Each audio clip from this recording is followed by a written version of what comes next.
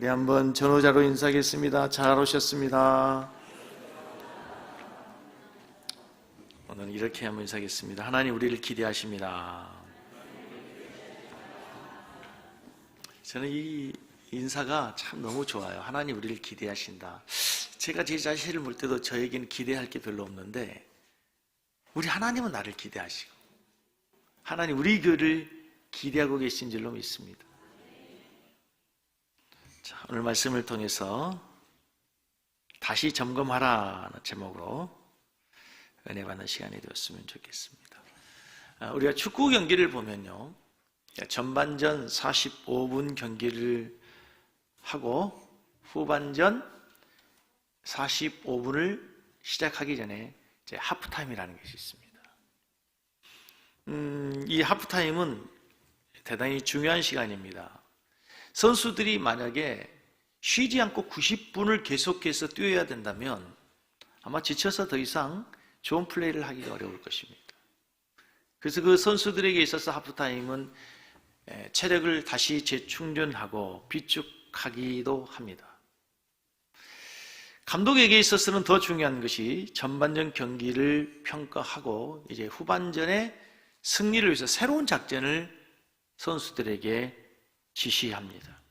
부족했던 것이 무엇인지, 승리를 위해서 작전을 어떻게 펼쳐야 될 것인지 이 하프타임을 통해서 선수들에게 새롭게 지시하는 거죠.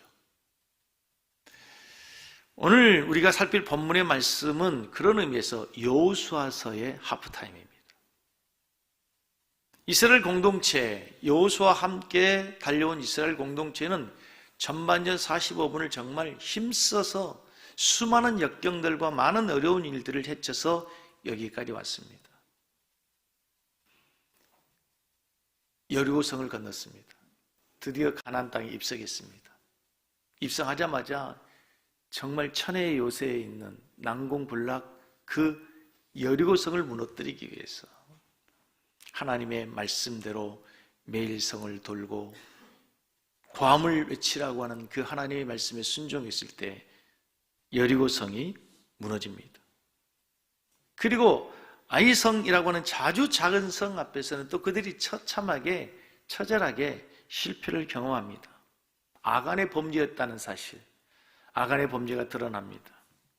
아골 골짜기에 자기의 동족, 자기의 친구, 자기의 친척을 돌무더기에 쌓아서 비통함을, 안타까움을 경험하기도 하지만 그러나 그 아골골짝 돌무더기가 절망의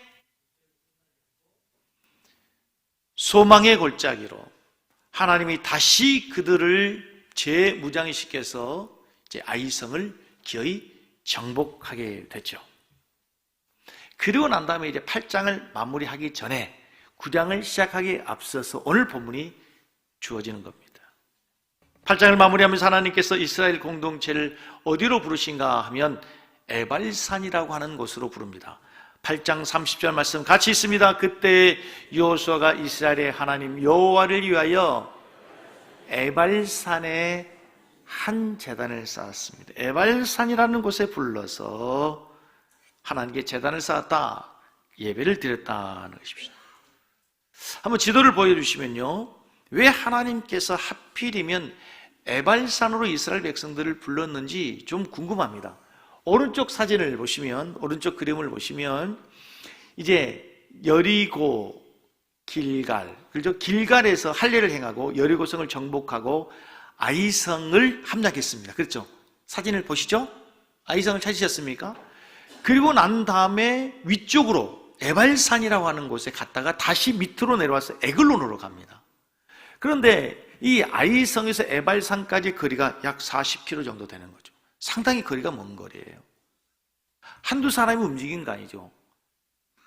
장정만 60명, 어린아이, 노인까지 합치면 200만 명 되는 이 대군을 이끌고 40km나 되는 저 위쪽으로 갔다가 다시 에글론으로 내려온단 말이에요. 그러니까 아이성에서 바로 에글론 가면 가까운 거리예요. 아이성에서 에글론에 가서 하나님께 제사를 해도 돼요.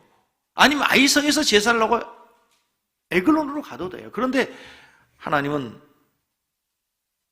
에발산으로 부른단 말이에요.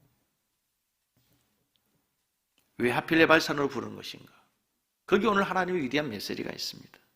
에발산이 위치한 곳은 오른쪽, 우리 성도님 왼쪽 사진을 보시면 맨 위쪽에 사마리아가 있고 에발산과 그리심산이 있고 가운데 뭐가 있어요? 세겜이라고 하는 거 있어요. 뭐가 있어요? 세겜이라고 하는 거 있어요. 그러므로 이 에발산과 그리심산은 어디의 지역에 있다는 거예요? 아니, 그림 보시고도 모르겠어요? 그러니까 세겜이라고 하는 곳에 두 산이 있어요. 에발산과 그리심산이 있단 말이에요. 그러니까 에발산으로 불렀다는 이 말은 다른 말로 어느 지역으로 불렀다? 세겜으로 불러서 에발산에 하나님께서 이스라엘 백성들을 올라가게 했다라는 것이에요. 왜 에발산으로 불렀을까? 왜 세겜으로 불러서 단을 쌓게 했을까요? 성경에서 강조되는 세겜 땅은 아주 독특한 공통점, 특징이 있습니다. 가장 먼저 등장하는 것이 창세기 12장 5절에서 7절 말씀을 같이 보시면 아브라함이 그의 아내 사레와 조카 롯과 하란에서 모든 소유와 얻은 사람들을 이끌고 어디로? 가나안 땅으로 가려고 떠나서 마침내 어디에 돌아가셨어요? 가나안 땅에 들어갔어요. 그리고 아브라함이 그 땅을 지나 세겜 땅 모대 상수리 나무에 이르니 그때 가나안 사람이 그 땅에 거주하였더라. 여호와께서 아브라함에 따라 이르시되 내가 이 땅을 네 자손에 주겠다고 약속하고 하나님이 언약을 맺어지고 난 다음에 자기에게 나타나신 여호와께 그곳에 뭘 쌌어요? 제단을 쌌어요. 어디에서 쌌다고요? 세겜에서. 뭐하고 난 다음에 하나님이 이 땅을 너에게 줄게 하고 약속한 다음에 그곳에서 첫 번째로 아브라함이 제단을 쌓아요. 그러니까 이 본문의 배경을 설명만 이런 거죠. 하나님께서 맨 처음 아브라함을 부를 때 갈대아 우르 우상의 땅에서 불러요. 그랬는데 데라가 그의 아버지 데라가 바로 하나님의 말씀에 순종해서 가는 것이 아니고 머물러요. 하란에서 머물러요. 그러다가 데라가 죽어요. 아버지의 데라가 뜻이 지체하라라는 거. 지체시켰던 그 데라가 죽고 하나님 다시 창세기 12장에서 내가 너를 복의 근원이 되게 하겠다. 너로 큰 민족을 이루게 하겠다. 아브라함이 하나님의 말씀을 따라서 기어이 이제 순종하며 순례의 길을 갑니다. 그리고 어디에 들어갔다고요? 마침내 가나안 땅에 들어와서 세겜 땅에 도착했는데 거기서 하나님께서 내가 이 땅을 너에게 줄게 했더니 그곳에서 아브라함이 단을 쌓았어요. 창세기 33장에 가서 보시면 어떤 내용이 나오냐면 다시 한번 보겠습니다. 야곱이 이제 주인공이 야곱입니다. 같이 읽습니다. 야곱이 밧단 아람에서부터 평안히 가나안 땅 어디에 이르렀어요?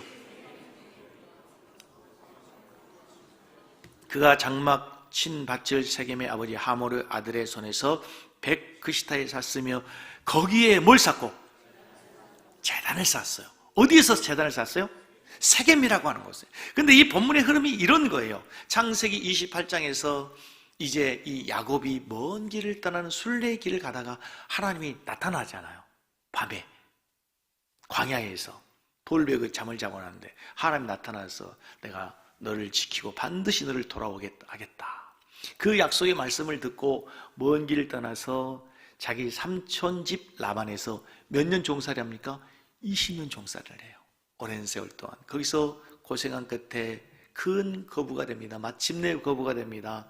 그의 네 아내와 12자녀를 데리고 고향으로 돌아오는데 누가 기다리고 있어요? 그의 형 에서가 칼을 가지고 군사들 이끌고 죽이러 오는 거죠. 그때 하나님께서 이제 형 에서와 극적으로 화해하게 하고 난 다음에 도착한 곳이 가나안 땅 세겜이라는 것이에요. 거기서 야곱이 뭘 했어요? 제단을 쌓았단 말이에요. 그러니까 여기서 강조된 것은 이 세겜이라고 하는 곳에서는 반드시 하나님의 언약이 있어요.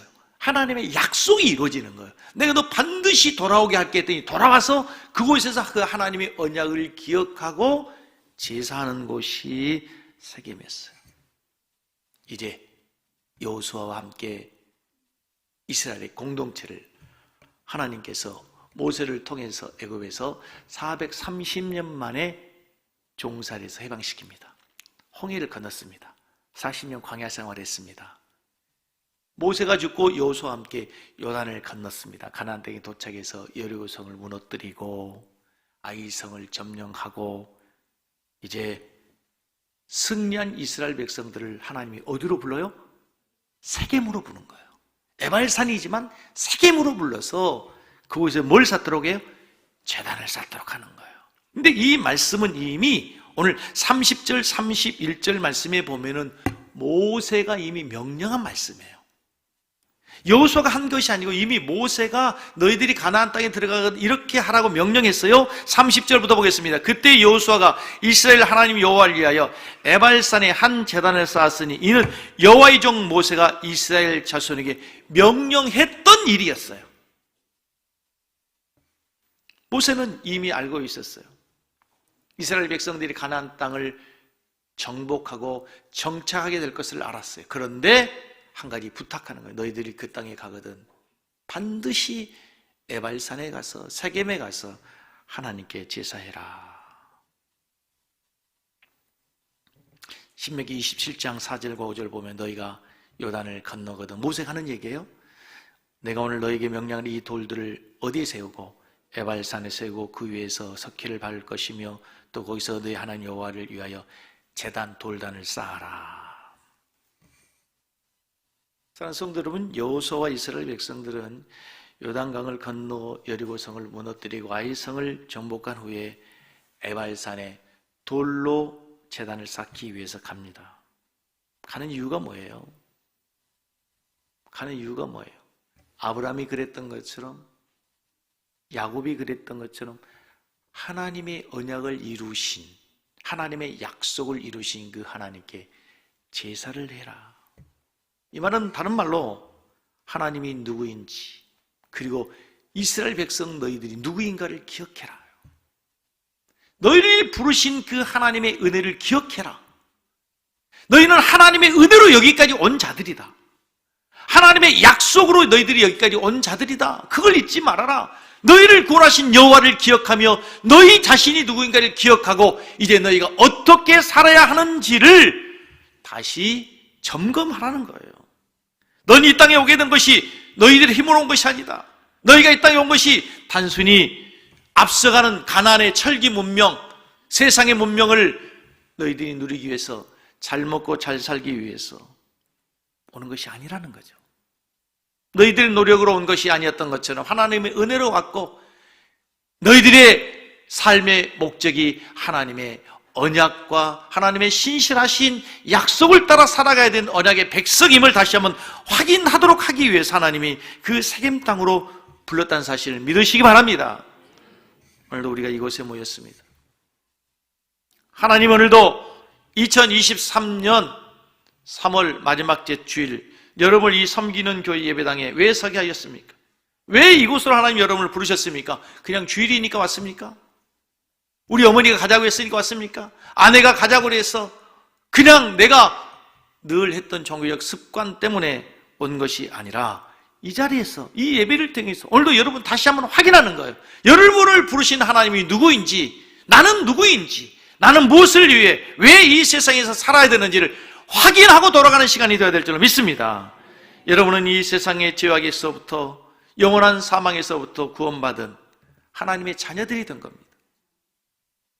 예수 그리스도를 통해서 예수 그리스도의 핏값을 통해서 우리의 죄가 용서함 받고 하나님의 영적 구원을 얻은 하나님의 자녀라는 사실을 믿으시기 바랍니다. 세상에서 우리를 빛으로 부르신 그 주님께서 이제 너희가 세상에 가서 빛과 소금이 되라고 하는 그리스도인으로 여러분을 부르셨다는 사실을 다시 한번 확인하고 돌아가는 시간이 되어야 될 줄로 믿습니다. 그런 의미에서 오늘 이곳이 바로 세겜인 것입니다. 그런 의미에서 오늘도 우리가 세겜 땅 에발산에 선 것이에요.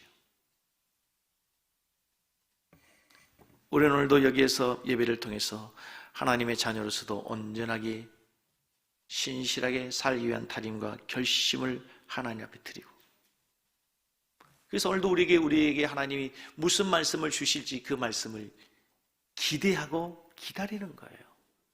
그 말씀을 붙들고 세상에 나가서 살기 위한 결심의 시간이 바로 오늘 예배가 되어야 될 줄로 믿습니다. 한 가지 오늘 본문을 더 깊이 묵상하면 가나안 땅에 들어가기 전에 모세가 이스라엘 백성들에게 어떻게 명령했는가 보면 신명기 27장 12절로 13절에 보면 모세가 이렇게 명령해요. 너희가 요단을 건넌 후에 시몬과 레위와 유다와 이사갈과 요셉과 베냐민은 베냐민 백성을 축복하게 하여 어디에 세우고 루벤과 gad과 아셀과 스불론과 단과 납달리는 뭐하기 위해서? 저주하기 위해서 어디에 서고?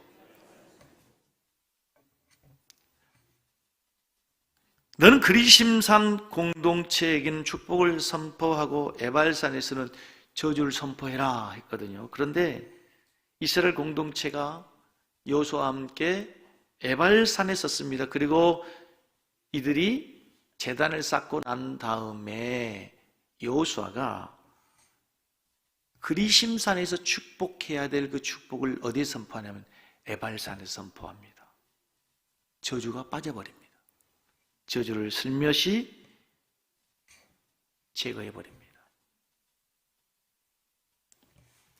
가나안 땅에 들여다 놓고 에발산에서 저주를 선포하는 그 땅에서 여호수아가 축복을 선언한다는 거예요. 오늘 33절을 다시 보십시오. 33절을 다시 보세요. 그냥 성경을 그냥 보지 마시고 자세히 한번 보세요. 온 이스라엘과 그 장로들과 관리들과 재판장들과 본토인뿐만 아니라 이방인까지 여호와의 언약궤를 맨 레위 사람 제사장들 앞에서 궤의 좌우에 서되 절반은 그리심산에 절반은 에발산 앞에 섰으니 이는 전에 여호와의 종 모세가 이스라엘 백성들에게 뭐 하라고? 축복하라고 명령한 대로 합니다. 축복하고 뭐 하라고 그랬는데 저주하라고 했는데 저주하라는 그 단어는 빠졌어요. 저주는 빼버렸어요. 오히려 저주하라는 그 저주를 빼고 축복으로 바꿔버렸다는 것입니다. 여기에 대해서 다양한 의견이 있습니다. 왜 에발산에서 여호수아는 저주가 아니라 축복을 선포했을까? 이제 많은 자료들을 보면 주석을 보고 강해집을 보고 많이 보면 여러 많은 다양한 신학자들 의견이 있는데 우리는 그걸 다 할 필요는 없고 결론이 뭔가 하면 모세는 율법의 상징이죠. 율법의 사람이죠. 율법의 수혜자입니다. 율법은 정죄하고 율법은 잘한 것에서는 잘했다, 못한 것에 대해서는 정죄하는 율법의 기능. 모세는 율법의 사람입니다. 그래서 축복하고 저주합니다. 그러나 여호수아는 구원자라는 뜻이에요. 여호수아의 다른 이름이 호세아사 아시죠? 호세아가 여호수아랑 똑같은 말이에요. 이 호세아가 신약으로 뭘로 바뀌어? 예수아로 바뀌어요. 예수예요, 예수. 여호수아, 호세아, 예수 동일한 인물이에요. 동일한 사람이에요. 동일한 뜻이에요. 예수 그리스도는 율법의 저주에서 우리를 구원하고 모든 죄와 사망의 권세에서 우리를 구원하시는 분이세요. 저주를, 죽음을 축복으로, 은혜로 바꾸신 분이에요. 에발산은 저주를 받아야 돼요. 에발산은 말씀을 어긋나고 하나님 말씀대로 살지 못한 것에 대한 책망과 저주를 받아야 되는 곳이지만 여호수아는 예수 그리스도의 십자가의 은혜는 그 저주의 땅을, 그 저주를, 죽음과 사망을 축복으로 바꾸시는 분이신 줄로 믿습니다. 그래서 저주의 상징인 에발산을 예수님께서는 축복의 산으로 바꾸는 거예요. 예수님이 십자가에 죽으신 곳이 어디예요? 골고다예요, 골고다. 지금 우리가 사순절을 보내고 고난주간 되면 늘 우리가 묵상하게 되는 그 골고다는 말 뜻이 뭐죠? 해골이란 뜻이에요. 해골, 죽음을 상징한 곳이. 그것에 예수님의 십자가가 세워져요. 그것에서 생명의 상징인 예수님의 피가 흘러요. 그래서 그 해골이 뭐가 되는 거예요? 죽음의 땅이 산자의 땅이 되는 거예요.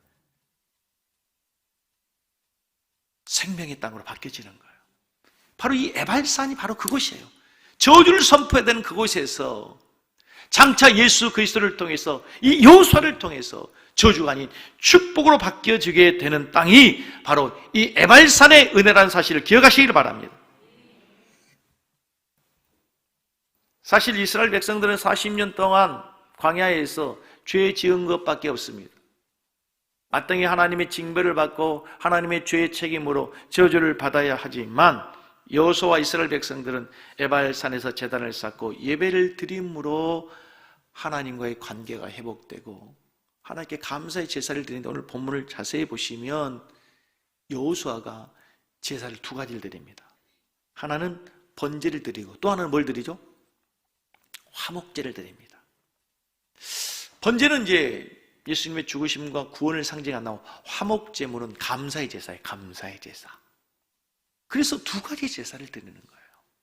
감사의 제사를, 구원받은 은혜에 대한 감사, 하나님과의 관계 회복에 대한 감사의 제사를 드리는 거예요.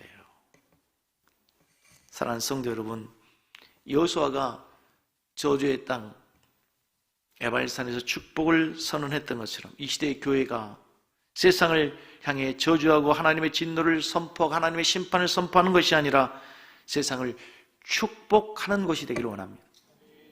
아멘. 송산 시대 하나님께서 우리 섬기는 교회를 세우셨습니다.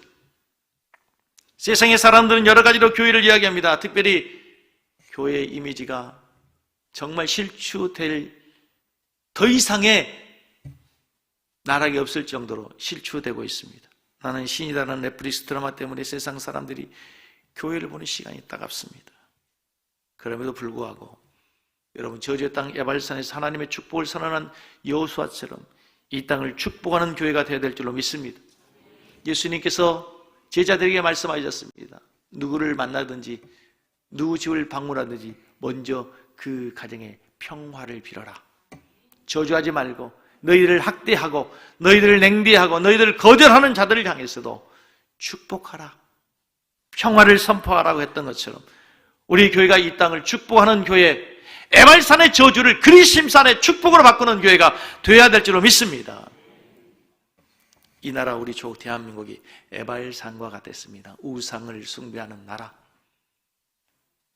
산과 들과 큰 나무 바위밑마다 귀신들을 섬기고 우상을 숭배하는 어둠의 나라였습니다. 120년, 130년 전 선교사들이 이 땅에 왔습니다. 이 땅을 축복했습니다. 에발산과 같은 저주의 땅 이곳에 하나님의 은혜가 시작됐습니다.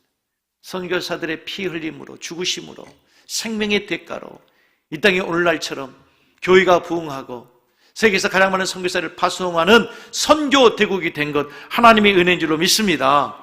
할렐루야. 이제 여러분의 가정이 만약에 에발산이라고 한다면 여러분들이 여러분의 가정을 그리심산으로 바꾸십시오.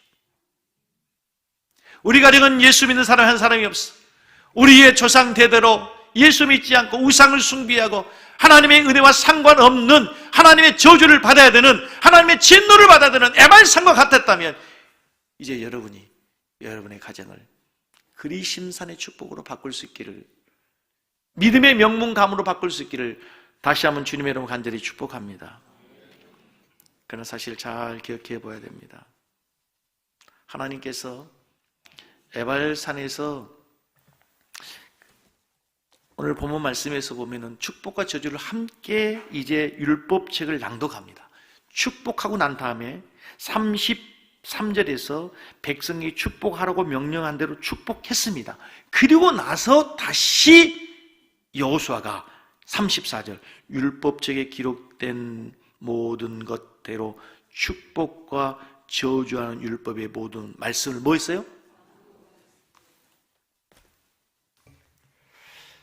여러분, 그 우리 말에 그런 말귀를 못 알아먹어 이런 말 있죠. 그러니까 하나님께서 우리에게 주시는 이 성경 말씀에 문자적 해석이 아니라 이 본문의 흐름 속에서 하나님이 무슨 말씀을 하는지 말귀를 알아먹어야 돼요. 그러니까 하나님께서 성경 말씀에 우리가 축복과 저주를 두노니 너희들이 택하라 이런 말씀을 들을 때에 우리가 축복을 택하기도 하고 저주를 택하기도 하는구나 라고 하는 말씀의 의미로 해석된 것은 하나님의 말귀를 못 알아먹는 거예요. 예를 들어볼게요. 엄마가 아주 화가 났어요. 아들이 속을 썩여서. 엄마가 타일러도 안 되고 뭐 해도 안 되고 하니까 어느 날 그러는 거예요. 알았어! 이제 너 네 마음대로 해. 그랬더니 아들이 하는 얘기가, 할렐루야! 이제 우리 어머니가 비로소 나에게 자유를 주셨구나. 자유를 주셨어. 할렐루야, 할렐루야. 아들이 엄마의 말귀를 알아먹은 거예요? 자유를 주는 게 아니죠. 너 진짜 마지막 경고야. 너 그거 하면 큰일 나. 너 이제 그거 절대 하면 안 돼. 엄마의 마지막 간곡한 호소예요, 호소. 그러면 안 된다고 하는. 그런데 아들이 네 마음대로 해라 또 자유를 얻었다고 생각하면 그것처럼 오산이 없다는 거예요. 여호수아가 율법의 축복과 저주를 낭독하며 너희들이 선택해라. 저주를 선택할 수도 있다는 의미가 아니에요. 여호수아 28장 뒤에 마지막에 가면 여호수아가 유언을 합니다. 이제 가나안 땅을 그토록 전쟁에서 정복한 여호수아가 이 땅을 떠나야 되는, 죽어야 되는 마지막 임종을 앞에 두고 이스라엘 백성들에게 유언하죠. 뭐라고 합니까? 너희들이 오늘날 너희들이 섬길 신을 택해라. 너희들에게 구원을 베풀으신 하나님을 선택하든지 섬기든지 강 저편에 있으든지 아니면 이 가나안 땅에서 섬기는 다른 신을 섬기든지 너희들이 선택해라. 오직 나와 내 집은 누구를 섬기겠다?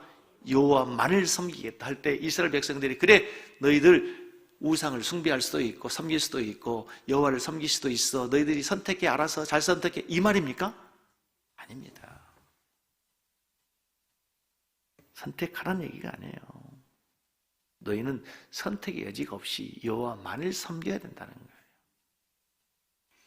적어도 성경에서 하나님께서 우리 하나님의 백성들에게 저주와 하나님의 축복의 말씀을 두고 말씀하실 때 항상 적어도 하나님께서는 하나님의 백성들의 삶에서 너희들이 저주의 길을 가고 하나님의 진노의 길을 가도 될 수 있다, 가도 된다라고 하는 의미로 주신 말씀이 절대 아니에요. 너희들에게는 선택의 여지가 없어. 내 의지로, 나의 열심으로 너를 반드시 그 믿음의 길에 서게 하고 축복의 길에 서게 할 거야 라고 하는 하나님의 강권적인 의지의 표현이라는 사실을 믿으시기 바랍니다.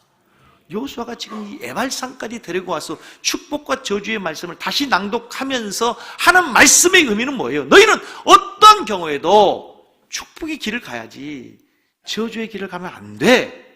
그 말의 의미가 뭐냐? 목사님 그 뜻이 어디가 있어요? 그 말에 그 다음 보면 하나님의 말씀을 이스라엘 백성들에게 이렇게 얘기합니다. 32절, 8장 32절을 같이 읽습니다. 시작. 여호수아가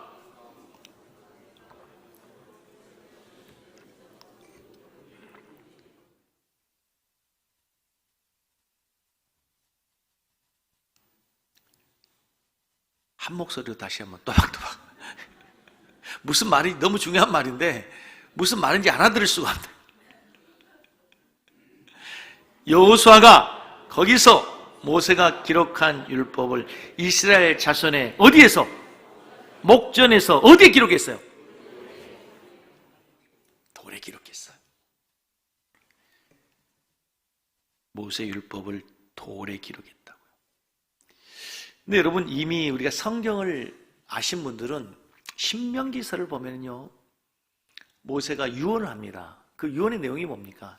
율법을 낭독하면서 너희들을 어찌하든지 가나안 땅에 가면은 이 하나님 말씀을 떠나면 안 돼. 이 말씀대로 살아야 돼. 이 말씀을 떠나면 너희들 큰일 나. 우상 숭배하면 안 돼. 계속해서 모세가 율법을 낭독하고 강조했죠. 그게 신명기서란 말이에요.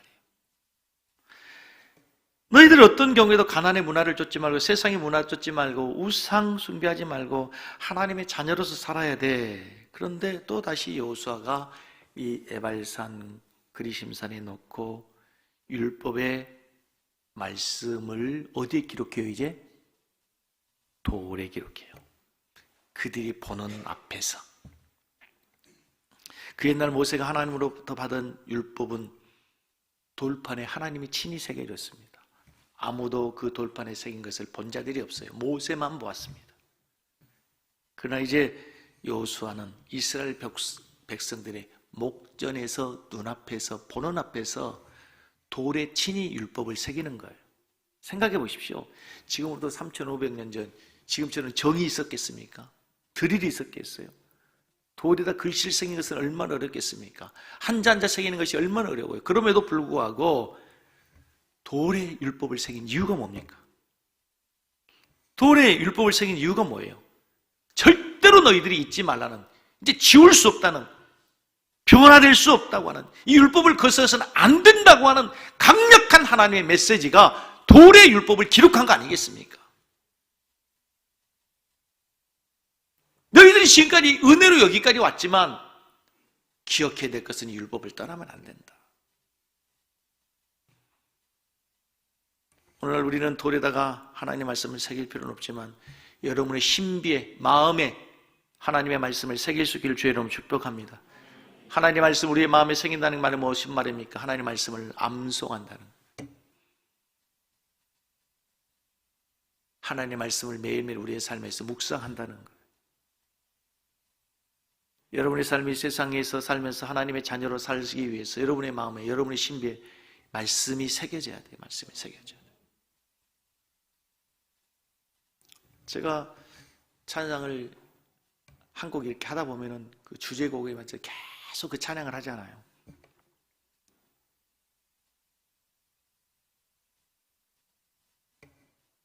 한동안 우리가 계속 찬양했다. 차츰차츰 안개는 거죠. 나도 모르게 운동하다 보면, 운전하다 보면 차츰차츰 안개는 거죠.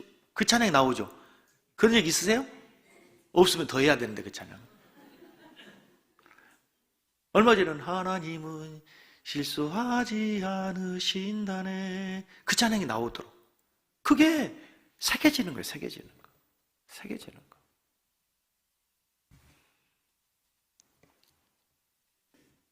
지구촌교회 원로 목사님이신 이동우 목사님 말씀이라고 알려져 있는데요. 그 교회 나이 많은 권사님이 이제 성경 공부 시간에 이렇게 얘기하더랍니다. 목사님, 제 머리는 돌머리예요. 도대체 금방 잊어먹어요. 금방 잊어먹어요. 그랬더니 목사님 하신 말씀, 권사님, 돌머리가 꼭 나쁜 건 아닙니다. 한번 새겨지면 절대 잊어먹지 않습니다. 그런 의미에서 여러분이 돌머리가 되길 바랍니다. 한번 새겨지면 잊혀지지 않는.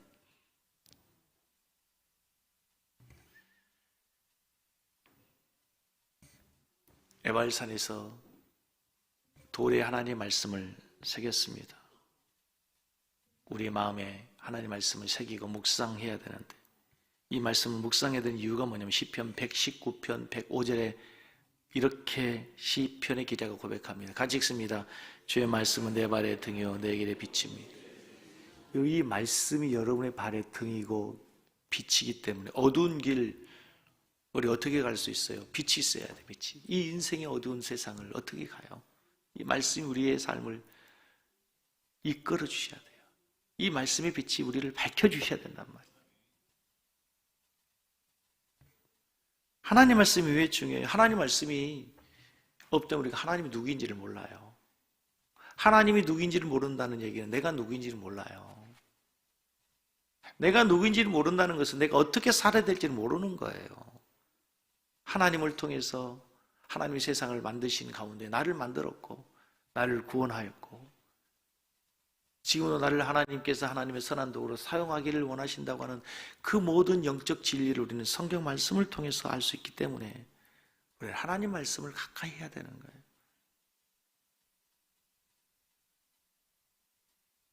사랑하는 성도 여러분, 하나님 말씀을 맺겠습니다. 오늘 하나님께서 이스라엘 백성들을 세겜으로 부르십니다. 제단을 쌓게 하십니다. 네가 누구인지를 알라는 거예요. 내가 왜 여기까지 왔는지 기억하라는 거예요. 네가 무엇을 위해서 살아야 되는지 기억해라. 세겜에서 하나님의 언약을 기억하고 내가 가야 될 길은 하나님의 부르심을 따라 가야 되는 하나님의 백성인 것을 다시 확인시켜 주시는 거예요. 하나님께서 에발산의 그 저주를 빼고 그리심산의 축복으로 바꾸는 것처럼 이제 우리 교회가 여러분의 가정이, 여러분의 삶이, 여러분의 삶의 터전을 이제 축복의 그리심산으로 바꿔낼 수 있기를 주의 이름으로 축복합니다. 그러기 위해서 우리에게 말씀이 필요한 거예요. 말씀이. 그래서 목전에서 돌에 하나님의 말씀을 새기는 겁니다. 여러분 마음의 신비의 말씀을 잘 새겨서 한 주간도, 아니 우리 일생의 삶이 늘 승리할 수 있기를 주의 이름으로 간절히 축복합니다.